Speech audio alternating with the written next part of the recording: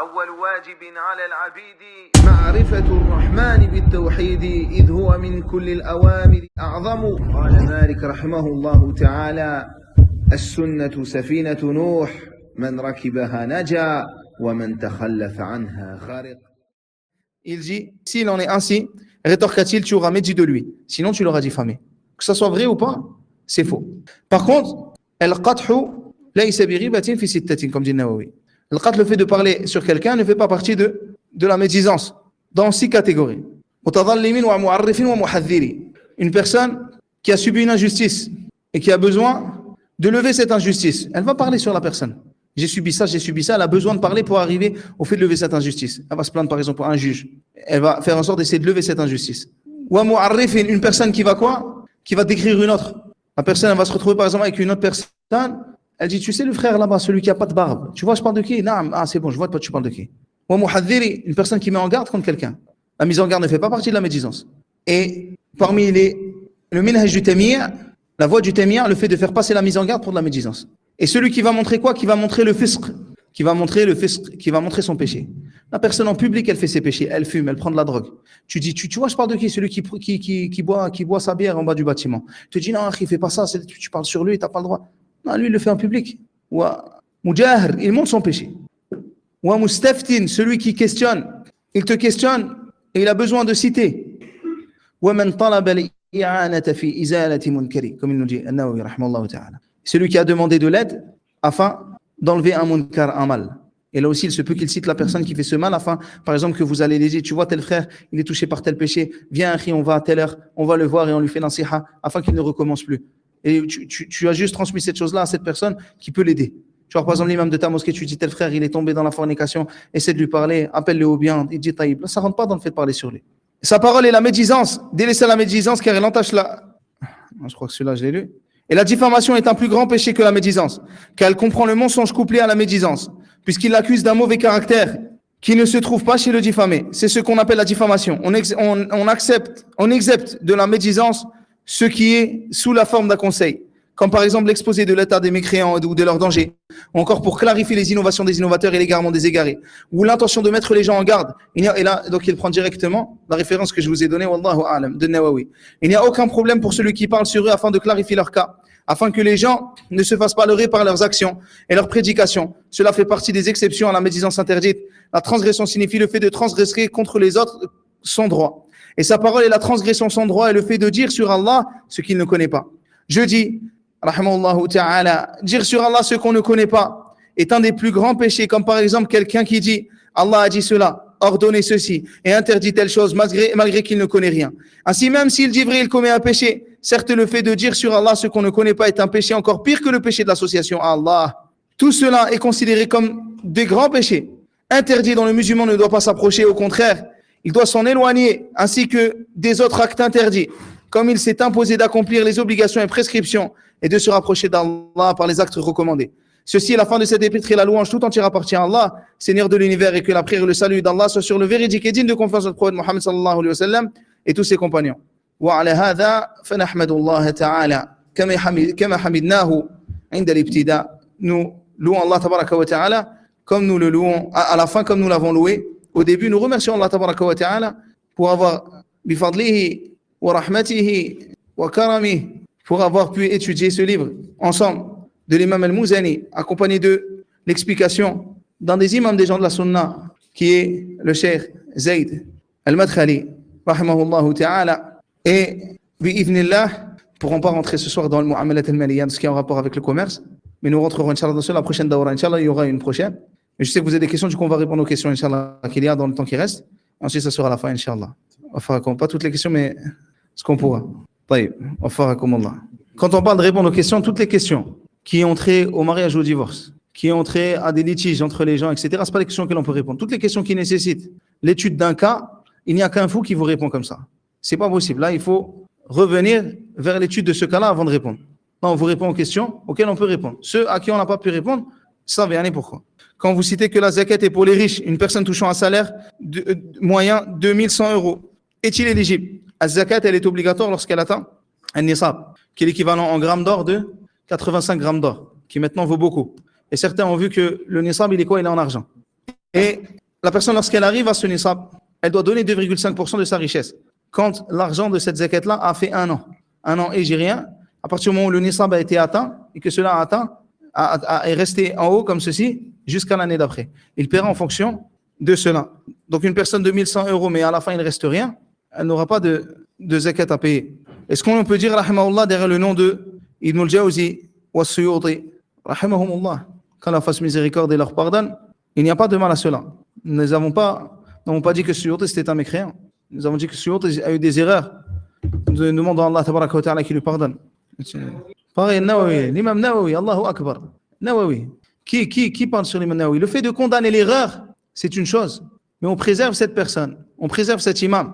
Ces gens-là, ils se sont trompés sur des choses. Cela ne veut pas dire que ce sont des gens de mal. Des fois, c'est la situation dans laquelle ils vivaient à l'époque. Des fois, c'est une erreur de compréhension d'un texte. Et ce ne sont pas des gens qui ont recherché à faire le mal. À la différence de ceux qui sont venus par la suite, qui se pensent être des suiveurs de Nawawi et qui contredisent les textes clairs qui sont devant eux. Ils ne sont pas semblables. Allahu Akbar. Hassanallahu ilayk. Est-ce que le Cheikh Al-Albani a étudié auprès des savants? C'est celle-là la question? J'avais entendu qu'il n'avait étudié que dans les livres et chez son père. Moi, ce que j'ai entendu le Cheikh Al-Albani, bien que je ne suis pas un spécialiste de Cheikh Al-Albani, même si je l'aime beaucoup, rahimallahu ta'ala, c'est qu'il a eu aussi des professeurs. Ce qui m'est parvenu de manière sûre. Parce qu'il a eu aussi des professeurs. Et même le fait qu'il ait eu beaucoup d'études seul dans les livres, etc., n'empêche en rien le fait aussi qu'il a eu des professeurs. Et il est un imam qui a été extrêmement profitable, qui a été éloigé par les savants de la guidée. Rahmallahu ta'ala rahmatan wasi'a. Est-ce que vous allez comparer l'imam Al-Albani, rahimahullah, à ces gens-là qui apprennent auprès des livres qu'avec des livres? Hein? Est-ce qu'on peut comparer aujourd'hui? Parce que ces gens-là qui viennent avec cette ambiguïté, Cheikh Al-Albani, il a étudié tout seul. Vous allez comparer Cheikh Al-Albani à ces minots? Sérieusement? Cheikh Al-Albani, que tous les savants ont fait ses éloges, que sa science s'est propagée de partout, qu'il n'y a pas un livre dont il n'est pas fait mention. Cheikh Al-Albani a rendu ce hadith authentique. Vous voulez comparer l'incomparable? Continue. Non. Que faire lorsqu'une personne habituée à mémoriser le Coran a une baisse de motivation et n'arrive plus à mémoriser? Qu'il continue à mémoriser, qu'il ne perde pas, qu'il demande protection près d'Allah Azza wa Jal contre le hajj ou le kasal, et qu'il continue. Et des fois, ça arrive qu'il y ait des baisses, mais la personne doit continuer à persévérer. Qu'elle demande à Allah de l'aider, qu'elle s'écarte des péchés. Car la science est une lumière et elle n'est pas donnée aux pervers. Montrez-moi celle des... Pouvez-vous répéter le jugement de prier dans le Rawda? C'est bien de prier dans le Rawda. Je n'ai jamais dit qu'il ne faut pas prier dans le Rawda. Je parlais de la tombe du messager d'Allah sallallahu alayhi wa sallam, ce n'est pas la mosquée. Parce qu'il y en a qui disent, regardez à Médine, il a attendu le messager d'Allah sallallahu alayhi wa sallam, donc on peut prier, on peut mettre des tombes dans les mosquées. Ça n'a rien à voir, comme je vous l'ai expliqué tout à l'heure. Pourra-t-on avoir notre animal de compagnie au paradis? Ah, voilà. C'est un frère. Un frère, il a un joli chat, Allah m'abarak. Masha'Allah. Il cherche à se marier aussi, peut-être le frère. Hein? Il utilise le chat. Masha'Allah. Wallahu a'lam. Wallahu a'lam. Est-ce que la... Après. Wallahu a'lam. Est-ce que la personne, elle a son animal en particulier, cet animal-là au paradis? Wallahu a'lam. Tu connais la réponse à ça? Wallahu a'lam. Ce que je sais, c'est que les animaux, ils redeviennent poussière. Mais Allah te donne ce que tu désires au paradis. Allahu a'lam. Allah yaf'alu ma yasha'. Parmi la science, c'est le fait de dire Allahu a'lam. Je peux répondre toi aussi. Comment le fait de parler d'Allah sans science peut-il être plus grave que l'association, alors que cette dernière fait sortir de l'islam et annule tous les actes? Le fait de parler sur Allah tabaraka wa ta'ala sans science, ça emmène à l'association, ça amène à l'innovation, ça amène au kufr. Et on a vu que justement, les moyens ont le jugement des finalités. Cette parole sur Allah sans science, elle peut détruire des familles, causer des divorces, autoriser ce qui est interdit, emmener à des choses gravissimes, à la haine, à l'animosité, à la mort. C'est pour cela qu'il faut le stopper. La personne qui a posé la question n'a pas compris la gravité du fait de parler sur Allah sans science. C'est la porte de tous les mots. Il n'y a pas eu un mubtadi', ni une fitna qui a contredit le Coran et la Sunna sans que ce soit une parole sans science. Salam alaikum. Tiens, tu peux répondre ça là? On la laisse. Fiqh. ما الدليل على أن الذي يسافر ويعلم أن سيبقى أكثر. Ça, frère, il a posé une question de fiqh. J'aimerais répondre, mais ça sera trop long. Par rapport à Adillah, justement, quand je vous ai dit 3 jours et 3 nuits, ou plus de 4, etc. Il faut détailler, Inch'Allah, dans un cours détaillé. Ça, c'était juste une parenthèse. cœur et les actes, les noms, les attributs d'Allah. Comment mettre en pratique dans le cœur et dans les actes les noms et les attributs d'Allah Azza wa Jal. Ça, on a répondu dans le cours. Le fait de les apprendre, de les comprendre et les mettre en application de manière générale dans sa vie. Le fait de méditer dessus et de les mettre en application. Lorsque tu vas mal et que par exemple, tu es touché par un mal sexuel d'Allah Azza wa Jal qui guérit, qui te donne ta subsistance. Allez, tu œuvres par ces noms-là, avec la compréhension de ces noms-là, à chaque moment que c'est Al-Ghafur Rahim, tu désespères pas de la miséricorde d'Allah Azza wa Jal. Ces noms, comme on a dit, ils ont des implications. Ces noms-là, il y a de ces noms-là des attributs. Et il y a des implications de ces noms-là qui te permettent de comprendre cela. Les gitans bédouins. Les gitans, ce n'est pas des bédouins. Sont-ils tout le temps considérés comme voyageurs, étant donné qu'ils n'ont pas de lieu de vivre? Là, eux, ils sont en voyage perpétuel. Dans ces cas-là, toute leur vie, il n'y a plus de prière. À partir du moment, je vous ai dit, à partir du moment où il reste plus de ces prières, le temps qu'on a cité, alors, ceux qui restaient 4, alors ils prient 4. Allahu a'lam. La jalousie envers les hur al-ayn est-elle permise? Et quelle est la récompense des femmes avec leur mari au paradis? Allahu Akbar. La femme, elle est jalouse déjà. Avant la jalousie au paradis, elle n'existe pas, cette jalousie-là. La jalousie des femmes qui peut être fait que la femme elle ressente cette chose-là vis-à-vis de son mari. Dans la vie d'ici-bas, cela peut emmener la femme à mieux se comporter envers son mari, à être meilleure envers son mari, justement par jalousie. Mais ce n'est pas la même jalousie que le hasad et que le ribta. Et la jalousie, barakallahu fikum, qui va causer par exemple une douleur ou une tristesse ou autre dans le cœur de la femme, elle n'existe pas au paradis. Alhamdulillah alladhi adhaba anna al-hazan. Dis louange à Allah qui a fait disparaître le hazan, qui a fait disparaître, subhanallah, la tristesse. Il n'y a pas cela. Il n'y a pas de huzn. Il n'y a pas de tristesse. Il n'y a pas de mal-être fil jannah. Que doit faire celui éprouvé par un waswas très dur? Sa vie est très dure et il voit. Ça, les wasawis, j'ai fait un cours sur la ruqya, la guérison, etc. Tout ce qui est en rapport avec l'invisible sur ma chaîne. Ça dure 4 heures. Je parle dedans des wasawis.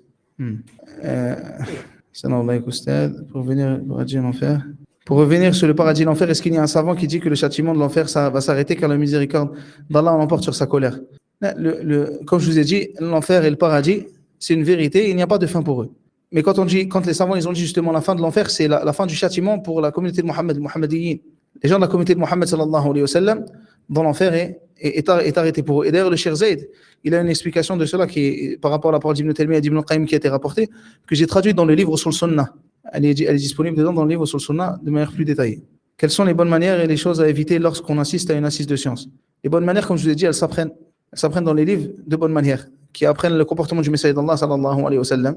Et ceci, je vous ai dit, il y a des bonnes manières qui sont acquises qu'Allah azza wa jalla t'octroie et d'autres qui s'apprennent. Les bonnes manières, pour les connaître, il faut faire des cours pour connaître les bonnes manières. Si la personne ne sait pas que c'est une bonne manière. Non. Je pense qu'on ne va pas pouvoir finir toutes les questions. Je ne sais pas si... Tu me dis quand? On a encore 20 minutes, on prend? Fait-il partie de mon comportement de parler lors des assises de sciences sans autorisation de l'enseignant? Là. Et nous, wallahi, devant nos messieurs, on ne parle pas, on ne répond pas aux questions à leur place. Quand quelqu'un nous questionne, on les renvoie vers eux. Et subhanallah, si on est avec eux, on leur donne leurs droits. On ne leur fait pas on n'a pas de comportement avec eux qui les rabaisse. Et s'ils se trompent et que nous voyons qu'ils sont trompés, nous leur faisons remarquer cela d'un meilleur des comportements. Allez, tu te comportes avec la personne qui t'apprend la science d'une manière similaire avec ton père, qui lui t'apprend la vie. Ce qui t'apprend la science, par là, il t'apprend ce qui t'est profitable dans la vie d'ici-bas et dans l'au-delà. Il faut donner le respect à ceux qui portent la science. En France, malheureusement, on est dans un autre excès. Ils considèrent ceux qui portent la science, je vais vous expliquer, ils donnent le respect à l'étudiant que nous on donne, ils donnent le respect au savant que nous on donne à l'étudiant. Et le respect de l'étudiant, ils donnent le respect de l'étudiant que nous on donne par exemple à un vendeur dans un supermarché qu'on ne connaît pas. On voit les gens, ils se comportent avec les étudiants d'une mauvaise manière. Et avec les savants, ils se comportent avec eux comme avec les étudiants. Moi, j'ai déjà vu par exemple des gens voir des savants et disent Barakallahu fik, Cheikh, barakallahu, faire des choses comme ça. Allah al-musta'an. Kayf hada? C'est un savant que tu as devant toi. Il a un certain respect à avoir, même si ce n'est pas quelque chose qui fait partie du urf, qu'on se comporte comme cela avec le mashayikh. Mais comme les gens n'ont pas de comportement déjà, même avec les tullab, ils n'en ont pas du coup avec les savants. Ils donnent aux savants en réalité le comportement qu'ils devraient avoir avec les tullab. Et aux savants, ils ne le donnent pas. Allah al-musta'an. Mais wallah, les ulama, leur donnant ce respect, nous respectons, subhanallah, comme si c'était nos parents. Comme si c'était nos parents. Jazahumullahu khayra, wallah, nous ne les oublions pas.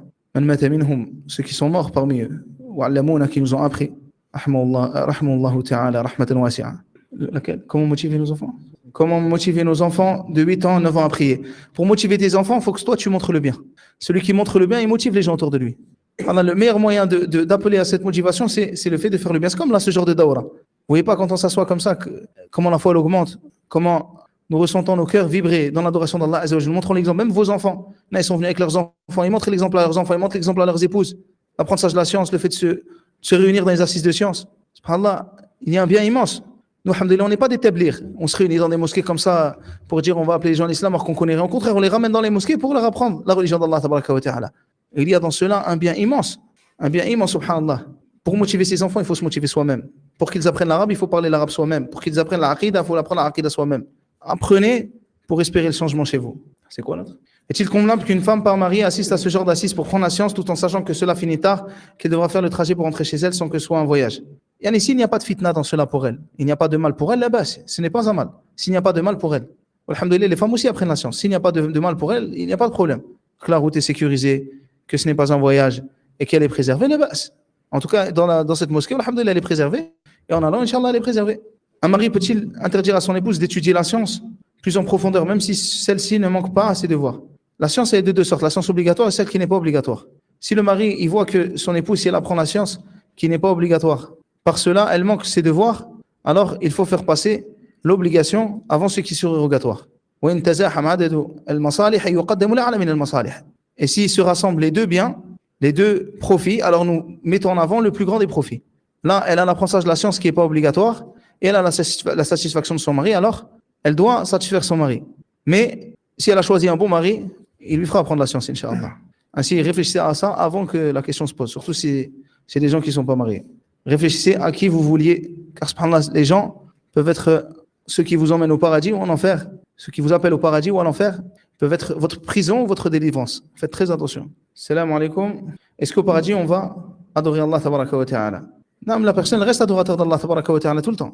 Elle reste adorateur d'Allah azza wa jal tout le temps. Elle ne s'arrête pas d'adorer Allah tabaraka wa ta'ala. Elle ne s'arrête pas d'être un adorateur d'Allah azza wa jal. Et on a dit au paradis qu'il leur sera même, subhanallah, insufflé التسبيح والتحميد les louanges d'Allah tabaraka wa ta'ala وهو في الجنة. Comment on leur inspire quoi? La respiration. Comment ne pas se décourager dans l'apprentissage lorsqu'on est seul et qu'on a des baisses de foi? Écoutez des durus. Regardez ce genre d'assises, comment la foi augmente. C'est ça que l'on doit faire. Apprendre la religion, écouter la religion d'Allah azza wa jal. Écoutez le rappel d'Allah tabaraka wa ta'ala. Ahsanallahu ilaykum. تفضل بالعلم. الذي يطلب العلم نية لله ثم لرضوان الوالدين نيته فاسدة. Celui qui apprend la religion pour Allah azza wa jal et qui sait que par cela, alhamdoulilah, il atteint aussi l'agrément de ses parents. Il le fait pour Allah et il sait qu'en plus de ça, il atteint l'agrément de ses parents par cela. La base. Et chercher l'agrément de ses parents et aussi l'obéissance d'Allah tabaraka wa ta'ala. Mais la première des choses, c'est quoi? Sa intention principale, c'est pour Allah azza wa jal. L'autre, en réalité, une intention qui est tatba', qui suit l'intention, l'adoration d'Allah, et c'est aussi l'adoration d'Allah. Dans le bien, alhamdoulilah. Si ton père t'ordonne de prier, tu vas dire je ne vais pas prier parce que c'est une obéissance à mon père. Là, la personne qui a le choix d'aller à des assises en présentiel, mais qui préfère suivre les cours en ligne par paresse, a-t-elle la même récompense? La personne qui se déplace, qui prend de son temps, qui s'imprègne de cela n'a ni la même récompense dans la dunya, ni dans l'au-delà. Dans le sens que la récompense de l'au-delà, elle est plus grande pour celui qui a fait plus d'efforts. Sa récompense auprès d'Allah azza wa jalla, quand je dis dans l'au-delà, la récompense auprès d'Allah, elle est plus grande. Mais même sa récompense dans la vie d'ici-bas, du fait de l'apprentissage de la science, elle n'est pas pareille. Car quand on est en face, lorsqu'on apprend, on est vraiment concentré, on s'imprègne des choses. Même le cœur, il augmente, subhanallah. Prenons l'exemple de Cheikh Abd al-Razzaq al-Badr et toutes ses assises profitables. Celui qui se rend à son assise, c'est pas pareil que celui qui écoute à distance, même s'il y a un grand profit, ne serait-ce que dans l'augmentation de sa foi. Et si à distance était suffisant, alors nous étudierons tous seulement à distance. Mais il y a une grande différence, même dans l'acquisition de la science, entre le présentiel et le distanciel. Et celui qui n'avoue pas cela, c'est un menteur. Il se ment à lui-même. Et tous les étudiants le savent. Et demandez aux étudiants qui ont pris la science des savants, est-ce que c'est mieux de prendre la science des savants ou à distance? Ils vous diront eux-mêmes. Ils pourront vous citer une liste de bienfaits. Ainsi, subhanallah, il est préférable d'étudier en présentiel. Bien sûr que celui qui ne peut pas, ceux qu'on ne peut pas atteindre dans l'entièreté, on ne le délaisse pas dans l'entièreté. Ainsi, subhanallah, celui qui ne peut pas faire l'ensemble de ces choses, de ces actes, le fait de se déplacer, etc., on lui dit écoute à distance. Inch'Allah, c'est un étudiant en distance. Il étudie, c'est un étudiant en sciences. Comme un bateau de guerre armé avec des canons et renforcé, blindé, c'est un bateau. Et la pirogue du pêcheur qui va chercher des poissons, c'est un bateau. Les deux, c'est un bateau, mais Shattan, quelle grande différence il y a entre ces deux bateaux. Je pense que le frère ce matin, il vous a fait des rappels sur ce sujet, l'apprentissage de la science qui est en rapport avec ça. Non, mais les deux, ils ont le même nom, mais la réalité, elle est totalement différente. Les étudiants, hum ahlu ilm, am la. Les étudiants, ce sont des gens de science ou pas? Non, hum ahlu ilm, ce sont des gens de science. Mais est-ce que ahlu ilm parmi les tullab, c'est comme ahlu ilm parmi les ulama? Là, il y a une grande différence. Nous ne sommes pas de ceux qui nous faisons passer pour ceux que nous ne sommes pas. Nous avons vu les ulama. Nous savons qui nous appelons véritablement alim, comme Cheikh Zayd, ou les enfants de Cheikh Zayd, Cheikh Mohammed, Cheikh Suleiman, ulama. Et même si naam, ahl al-ilm, mais il y a une grande différence entre les deux. Bien que les deux ont une grande récompense et ont un grand mérite, car ils sont tous les deux mieux que celui qui est sur la terre. Pour faire avec la référence, hein, doit-on écouter les étudiants d'un cheikh qui a été mis en garde sur la sunna, mais qui est désormais mis en garde. Si ces étudiants-là, ils se sont désavoués de cette personne, au contraire, quel est leur mal? Au contraire, c'est un mérite pour eux. Imaginez, subhanallah, quelqu'un qui a étudié auprès d'une personne qui est égarée, enfin, qui avant a été sur la sunna, puis s'est égaré. Il a été mis en garde. Et cette personne, malgré le fait qu'elle aime cette personne, elle s'est désavouée d'elle. Pas pour une chose de la vie d'Issema, mais pour Allah. C'est un mérite pour cette personne. Lorsque la personne était sur le haqq, elle a suivi le haqq. Et lorsque la personne était sur le faux, elle l'a délaissé. Du coup, ces étudiants-là, si ils ont étudié, c'est quelqu'un d'égaré, mais qu'ils sont sur la vérité maintenant, pourquoi leur tenir rigueur de cela? Mais si ils suivent la personne dans le faux et préfèrent l'amour qu'ils ont pour cette personne au lieu de faire passer l'amour du message d'Allah sallallahu alayhi wa sallam et de la sunna, alors ne prenez pas d'eux. Si j'ai du temps libre, il faut mieux que je lise le Coran ou j'écoute des durus. L'un n'empêche pas l'autre. Pourquoi mettre en contradiction? Le Coran, lis-le et écoute des durus. Le Coran, tu lis, c'est la parole d'Allah, et les durus, ils t'aident à comprendre la parole d'Allah azza wa jal. Une personne qui débute la prière à 20 ans, doit-il rattraper ses prières? Ça, c'est compliqué. Pays pour étudier l'arabe hors d'Égypte. Allez en Égypte, c'est pas cher. Mama barik, c'est pas loin, c'est beau. Les Égyptiens, Inch'Allah, kouïsine. Ahsan nas. Allez en Égypte. Allah, c'est un grand bien. Celui qui ne peut pas, il étudie en ligne en attendant. Mais celui qui peut aller en Égypte, qu'il aille en Égypte. Qu'il aille en Égypte, vraiment. C'est ce que je vous conseille. Et ce n'est pas parce que l'Égypte, c'est particulier. Hein. Les Marocains, les Algériens, les Tunisiens, ils parlent aussi l'arabe. Ils ne parlent pas moins bien que les Égyptiens. Bien qu'à mon humble avis, ceux qui ont l'arabe le plus proche, c'est ceux qui vivent dans la péninsule arabique. Et ce sont eux d'ailleurs que on comprend le mieux pour une personne qui apprend l'arabe. Et malgré cela, les Algériens, les Marocains, les Tunisiens, les Mauritaniens, ils parlent arabe. Les Soudanais. Mais la différence entre eux et les Égyptiens, c'est que les Égyptiens, ils ont la méthodologie dans l'enseignement qui est longue, depuis de longues années. C'est la méthodologie. Il se peut qu'il y ait deux personnes qui aient de la science, la même science, mais ils ne savent pas comment la transmettre. Et un, c'est la transmettre. Et c'est ce qui fait la différence entre les deux. Et puis, c'est pas cher. En Égypte, voilà, pour peu, tu vis longtemps. Tu vas dans certains pays avec beaucoup, tu vis 2 mois. Vous est-il permis de répondre à des questions que nos amis peuvent poser? Bien évidemment, des questions simples. Barakallahu fikum. Ça, c'est le principe de la da'wa. Les gens, ils pensent qu'on dit aux gens, il ne faut pas faire da'wa. Tant que tu n'es pas un étudiant, tu n'as pas étudié 15 ans d'études, là, on ne dit pas ça. Mais je vous ai dit, il y a une différence entre répondre à une question. Le frère, ton petit frère, il vient de voir, il dit, est-ce que je dois prier? Tu dis oui. Tu ne vas pas lui dire, attends, je dois demander à l'étudiant Foulen, est-ce que la prière est obligatoire? Sinon, je parle à la science. Sur la science, je ne peux pas te répondre. Là, tu lui dis. Mais fais la différence entre les questions dont tu parles et les questions plus grandes. Il faut donner à chaque question son droit. Non, vas-y. والتبليغ نوعان تبليغ المبنى وتبليغ المعنى تبليغ المبنى وتبليغ المعنى يعني النبي صلى الله عليه وسلم يقول بلغوا عني ولو آية الذي حفظ آية يبلغها ولا لا هذا يسمى تبليغ ايش مبنى مفهوم طيب لكن هل يجوز له يفسر الآية هو لا هذا تبليغ معنى ما يجوز له إلا إذا تعلم أما أن يبلغ المبنى فهذا أي واحد منا إذا حفظ ويستطيع ذلك واضح en anglais pour يعني je parle pas anglais hein. Allez, comme il a dit le frère, je pensais aussi ce qu'il vous avait dit ce matin, la différence entre le fait de rapporter une parole et d'expliquer cette parole. Et justement, je pense que c'est le sens d'ailleurs qui est voulu ici par les questions simples. Le fait de dire que la prière est obligatoire, que le jeûne c'est obligatoire, la base. Le fait que la personne elle commence à rentrer dans des choses qui la dépassent, en rentrant dans des explications qu'elle ne maîtrise pas, fait là. Comment faire pour étudier? C'est quoi l'autre? J'ai une question au sujet du cours en direct. Le frère dit qu'il faut prendre la science auprès des savants. Mais comment les femmes peuvent-elles faire pour trouver des femmes savantes? Est-ce que les cours en ligne comptent comme le fait de s'asseoir auprès des savants, même si c'est des cours dispensés par des étudiants? Et lorsqu'on ne peut pas atteindre le sommet de la montagne, ça ne veut pas dire qu'on ne doit pas gravir cette montagne au minimum et prendre ce qu'on peut. Est-ce que si par exemple, on te dit que cette montagne est faite d'or, que tu n'arrives pas à prendre l'or le plus pur qui se trouve en haut. Tu vas laisser l'or que tu trouves sur le flanc de la montagne ou tu vas le prendre. Tu vas le prendre. Ainsi, il n'y a aucun mal à ce que la personne prenne la science des Tullab al-Ilm, des étudiants. On a parlé de ça hier. Qui sont fiables sur la sunna du Messager d'Allah sallallahu alayhi wa sallam, qui transmettent le bien, qu'elle prenne de ces gens et que si elle a la possibilité de comprendre les savants, elle prend des savants. Et combien même nous, entre étudiants, des fois on écoute la parole des savants, on se dit, les frères, on est étudiants, tu en penses quoi de cette parole-là? Des fois on discute, de la parole des savants, il n'y a aucun mal même à échanger entre étudiants. Mais la personne prend des gens fiables. Des savantes femmes, en France, je vous ai dit des savants hommes, déjà je ne connais pas. Mais des savantes femmes, encore moins. Mais il y a des savantes femmes dans le monde. Les savantes femmes dans le monde, il y en a, alhamdoulilah. Qu'on appelle savant, et le terme savant, il est aussi en relation avec le pays.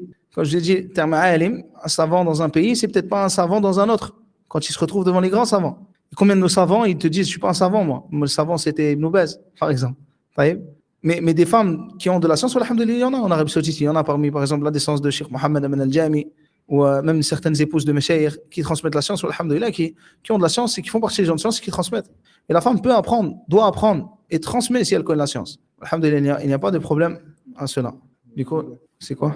Par rapport à l'apprentissage de la religion, la femme étudie sa religion en ligne, en écoutant des vidéos, ne pouvant pas se déplacer jusqu'au savant et n'ayant pas la langue arabe complète.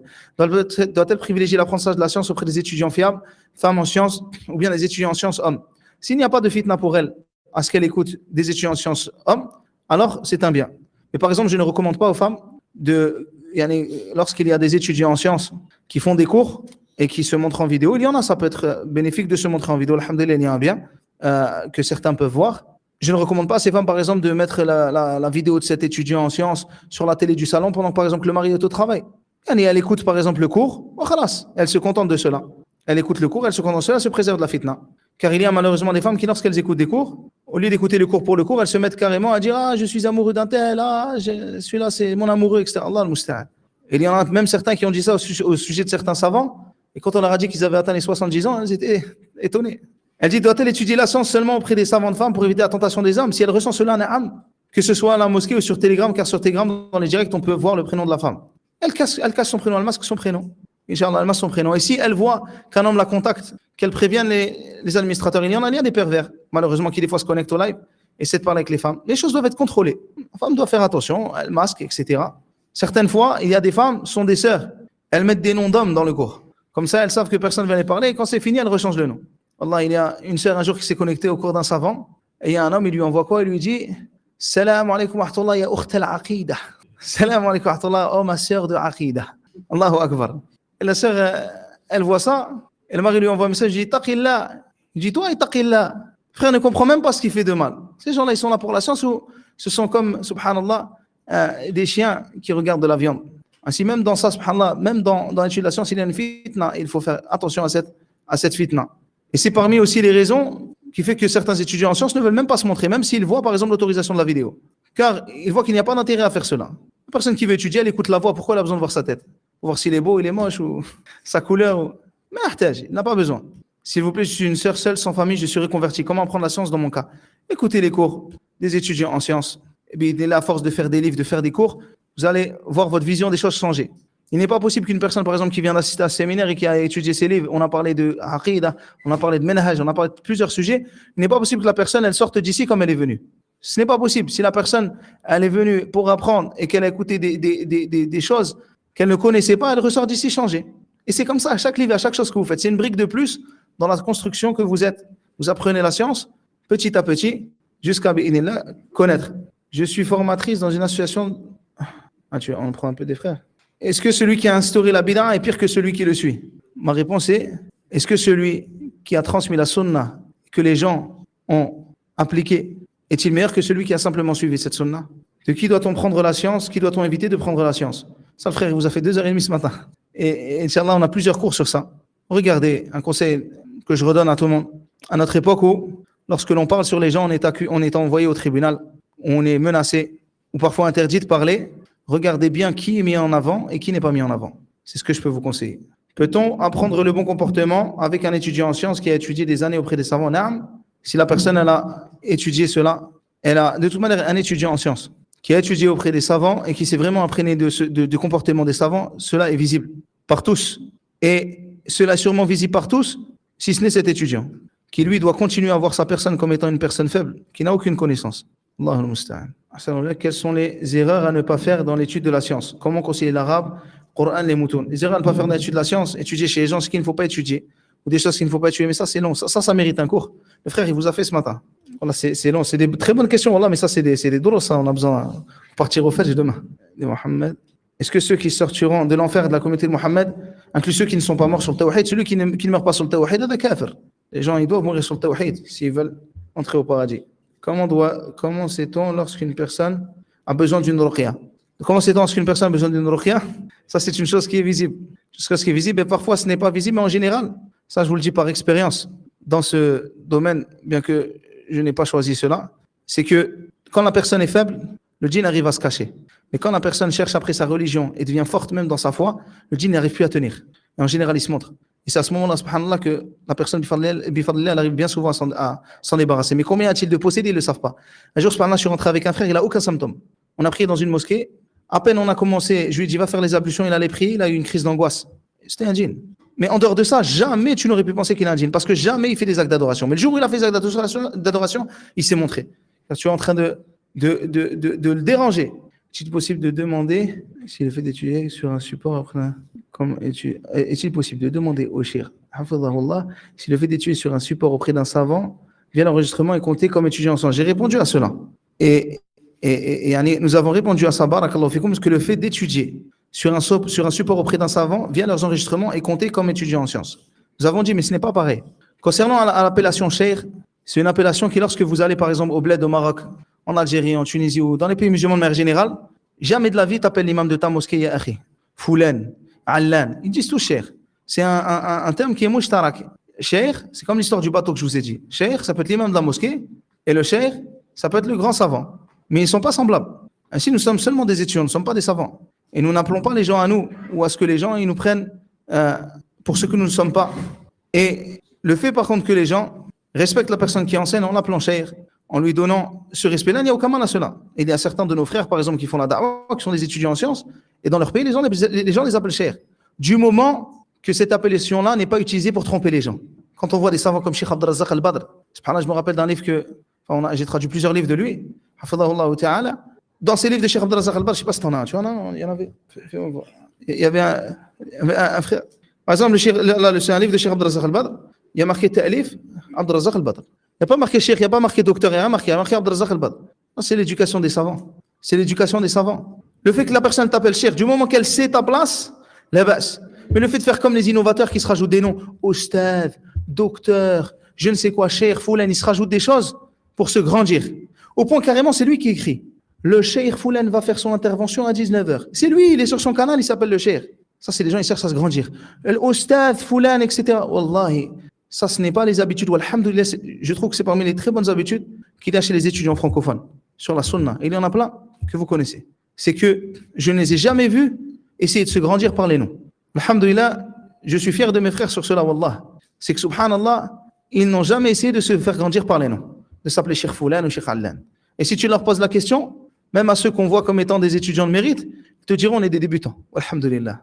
Ça, c'est l'éducation, c'est une bonne éducation. Après, ça ne veut pas dire que les gens ils doivent penser que c'est des épiciers. Etc. Ouais. La parole sur cette science. Je suis formatrice dans une association de lavage mortuaire et on fait également des initiations pour sensibiliser les sœurs à la science du lavage mortuaire. Il y a une partie théorique où l'on parle de l'agonie et ainsi de suite jusqu'à la salat al-janaza. M'est-il permis de prendre la parole sur cette science si je les ai juste étudiées par des cours audio et des vidéos de savants et d'étudiants en sciences où je dois uniquement faire la partie pratique et montrer sur un mannequin comme on la lave? Il faut que la sœur elle répète exactement ce qu'elle a entendu, sans modifier, sans changer. Elle répète ce qu'elle a entendu, ce qu'elle a compris. Et elle transmet. Ça, c'est parmi les choses nécessaires. C'est une nécessité. Il faut donc, subhanallah, que la personne, elle fasse attention à cela.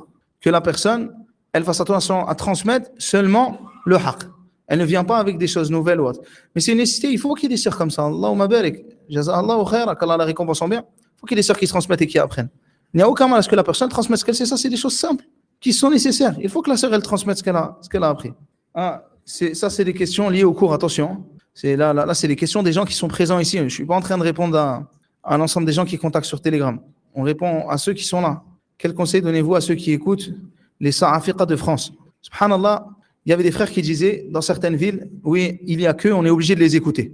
Et à ce qui paraît, les savants nous disent qu'on les écoute parce qu'il y a que dans cette ville-là, donc on doit écouter les Sa'afiqa. Déjà, le fait que même s'il y a que dans une ville, comme vous le savez, les réseaux sociaux, maintenant, il y a beaucoup d'étudiants en sciences qui transmettent la sunna à travers les différentes villes de France, alhamdoulilah, dans le monde. Il n'y a pas besoin des Sa'afiqa. De plus, subhanallah, du fait de cette parole, je suis parti voir le Cheikh Abdurrahman Muhyiddin lorsque nous avions étudié au sur la sunna d'Imam Ahmed avec lui.